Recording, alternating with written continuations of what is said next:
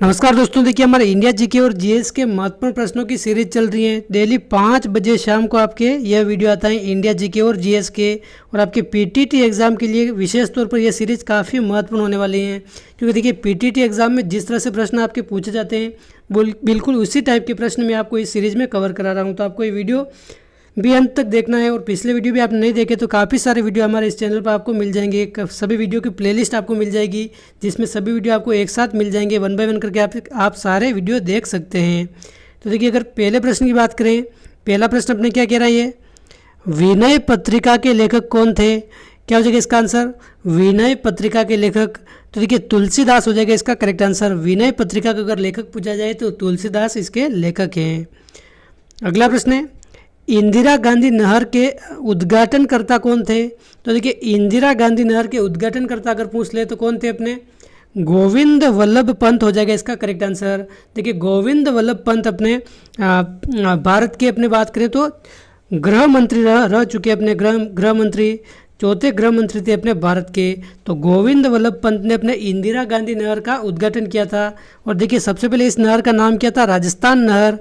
पहले इसको राजस्थान नहर के नाम से जानते थे, लेकिन 1984 में इसका नाम बदलकर अपने इंदिरा गांधी नहर रख दिया गया था। और इसका उद्घाटन कब हुआ था? इसका उद्घाटन अगर देखें तो कब हुआ था? 1958 में।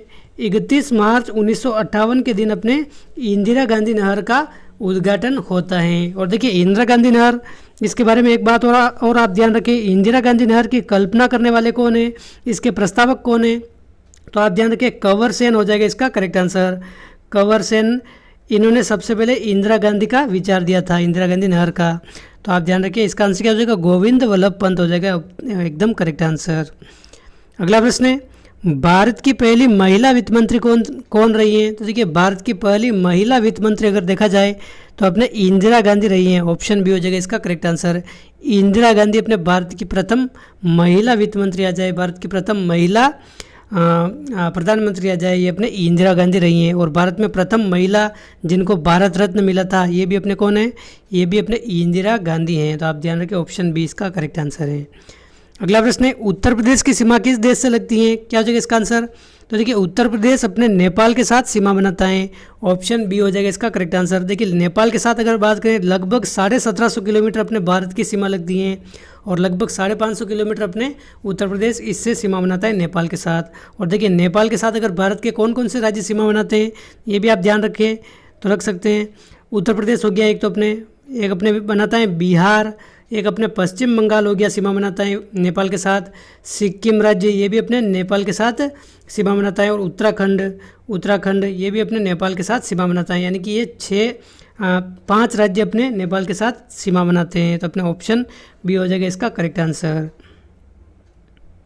अगला प्रश्न है, भारत का पहला स्वदेशी उपग्रह कौन सा है? तो देखिए भारत का पहला स्वदेशी उपग्रह अपने आर्यभट्ट है। आर्यभट्ट को अपने 1975 में लॉन्च किया गया था। ये भी आप ध्यान रखिए 1975। आर्यभट्ट अपने भारत का पहला स्वदेशी उपग्रह है। अगला प्रश्न है, हीराकुंड बांध किस नदी पर है? तो देखिए हीराकुंड बांध अपने किस नदी पर है? महानदी पर। ऑप्शन ए हो जाएगा इसका करेक्ट आंसर। और हीराकुंड बांध कहाँ है? अपने उड़ीसा राज्य में है, उड़ीसा राज्य में। तो अपने हीराकुंड बांध अपने महानदी पर स्थित हैं। अगला प्रश्न है, भारत का पहला समाचार पत्र कौन सा है?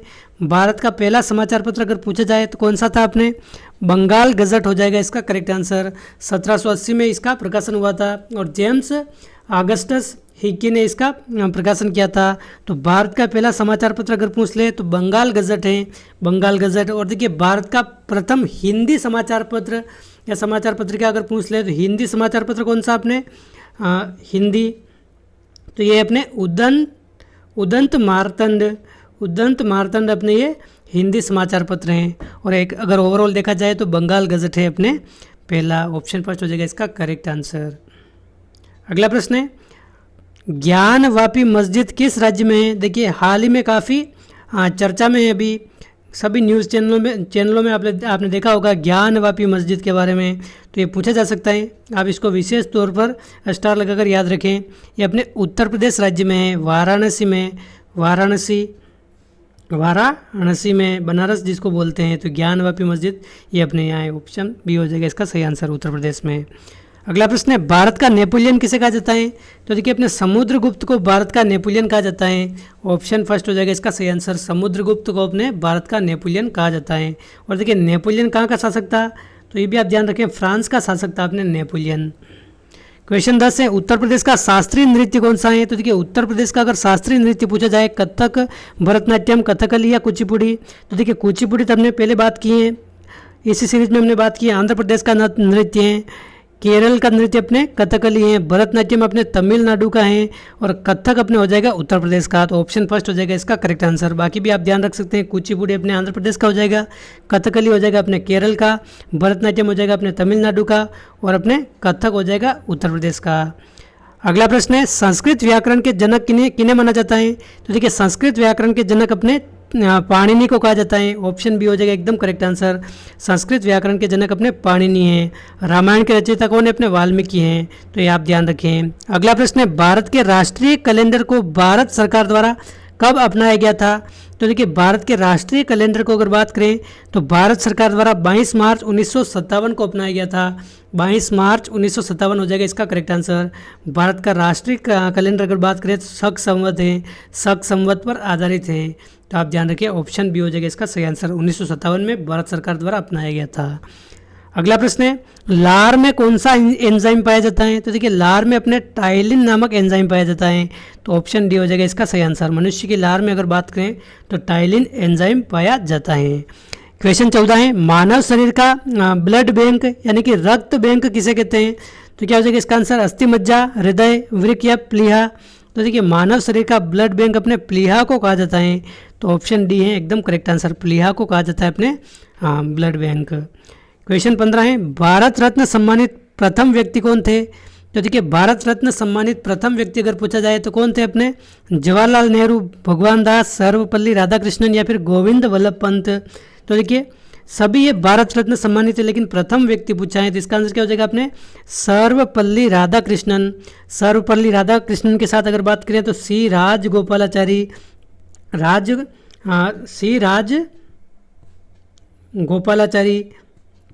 ये भी हैं, और चंद्रशेखर वेंकट रमन, इन तीनों को एक साथ भारत रत्न मिला था अपने। सर्वपल्ली राधाकृष्णन को, सी राजगोपालाचारी को और सी वी रमन को, इन तीनों को भारत रत्न मिला था अपने 1954 में। तो आप ध्यान रखें भारत रत्न सम्मानित प्रथम व्यक्ति अपने कौन थे? इन तीनों में से कोई ऑप्शन आ जाए तो अपने ये सही करना है। तो यहाँ पे सर्वपल्ली राधाकृष्णन दे रखा है तो एकदम करेक्ट आंसर हो जाएगा।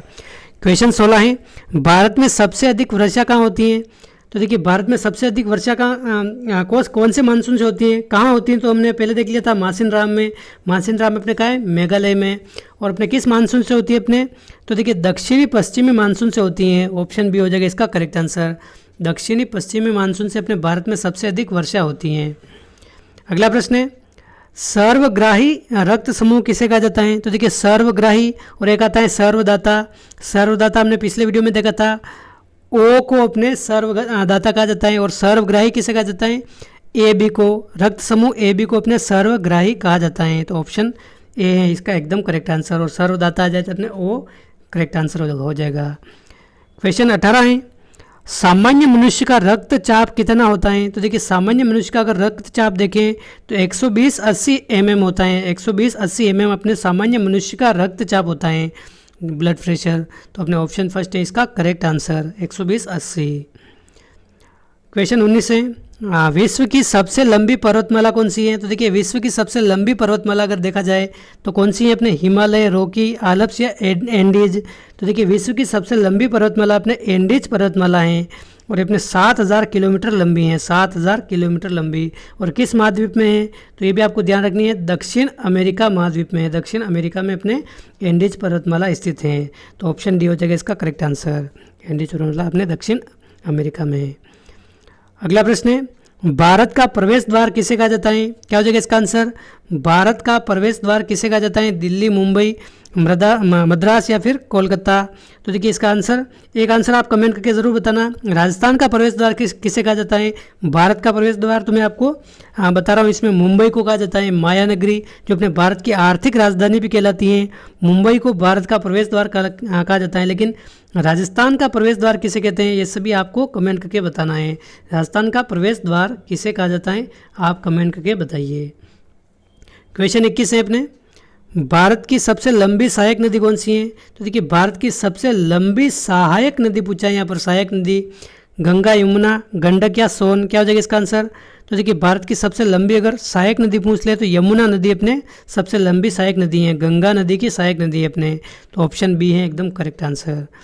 क्वेश्चन 22 है, भारत का मैनचेस्टर किसे कहा जाता है? लखनऊ, वाराणसी, कोयम्बटूर या अहमदाबाद।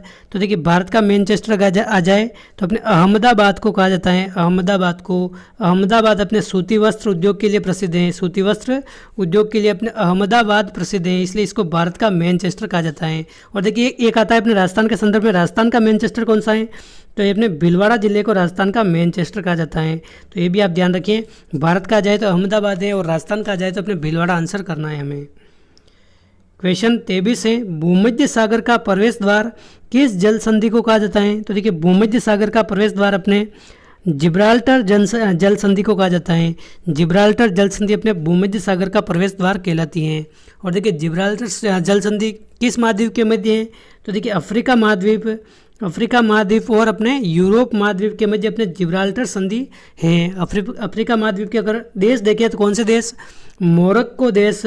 और अपने यूरोप महाद्वीप का देश देखें तो कौन सा देश है? अपने स्पेन देश। इन दोनों देशों के मध्य अपने जिब्राल्टर जल संधि। और भी अगर विस्तृत रूप से ध्यान रखें तो उत्तरी अटलांटिक महासागर को भूमध्य सागर से जोड़ती है अपने कौन सी जल संधि? जिब्राल्टर जल संधि।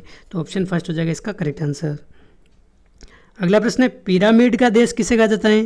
तो देखिए सिंपल सा प्रश्न है, लेकिन आपको ध्यान रखना है, पिरामिड का देश अपने मिस्र देश को कहा जाता है। ऑप्शन डी हो जाएगा इसका करेक्ट आंसर। और अगला प्रश्न, ये भी आपको पता होगा, नील नदी का वरदान किस देश को कहा जाता है? तो देखिए नील नदी हमें पता है विश्व की सबसे लंबी नदी अगर पूछ ले, सबसे लंबी नदी तो अपने कौन सी है? नील नदी है।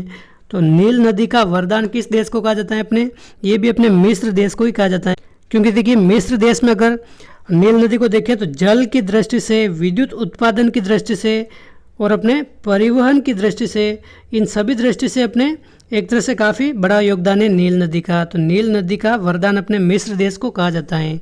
तो ऑप्शन सी हो जाएगा इसका एकदम करेक्ट आंसर। आर्थिक आ जाए, सामाजिक आ जाए, सांस्कृतिक आ जाए, सभी मुद्दों पर अपने नील नदी मिस्र देश में काफ़ी महत्वपूर्ण भूमिका निभाती है। ऑप्शन सी।